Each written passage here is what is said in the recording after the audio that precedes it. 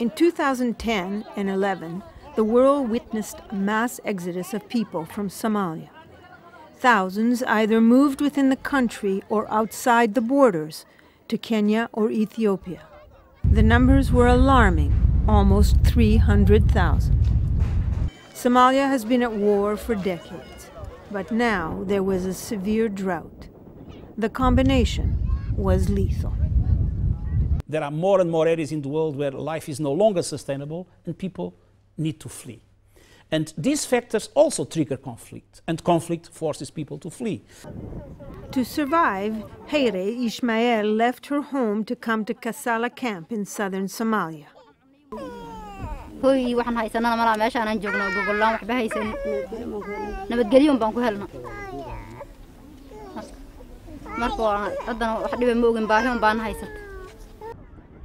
The drought killed livestock, destroyed crops, cut off livelihoods.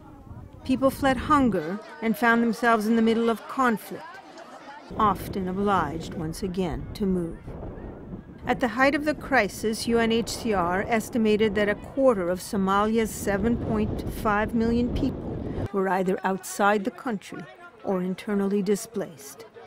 Tukai left her village in central Somalia with her 8 children.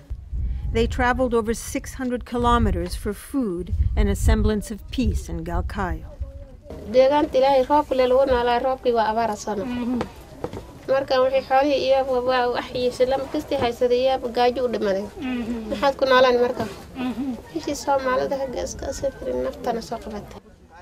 UNHCR, UN University, the London School of Economics, and Bonn University recently carried out research on climate change and mobility in the Horn of Africa.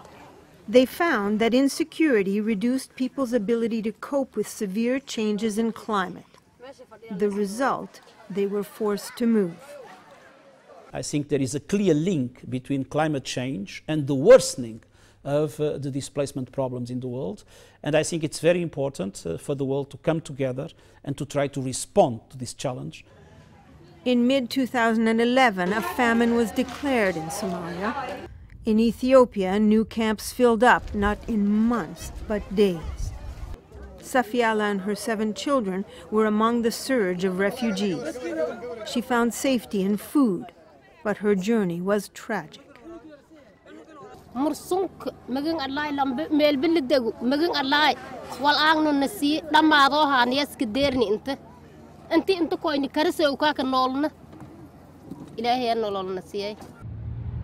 In Kenya, the number of Somalis fleeing drought and violence swelled the numbers in Dadaab refugee camp to nearly 500,000, making it the 4th largest city in Kenya. Nuria was desperate.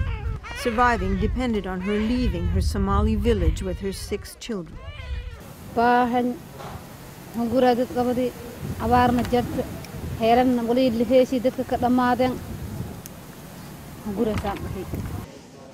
The report points to a pattern that climate extremes and insecurity increase displacement within and across borders.